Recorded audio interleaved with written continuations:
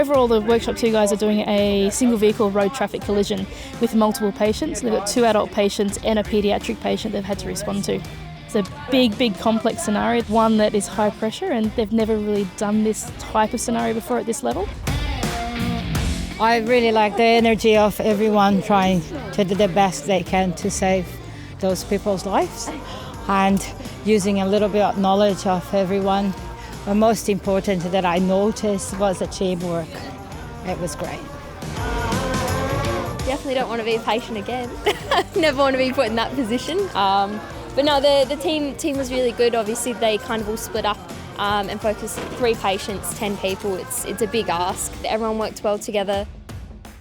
They've got combi carriers and CT6s and pelvic binders and splints, plus all their response kits, their monitors, their ECGs, defibrillation, cannulation, advanced airway management.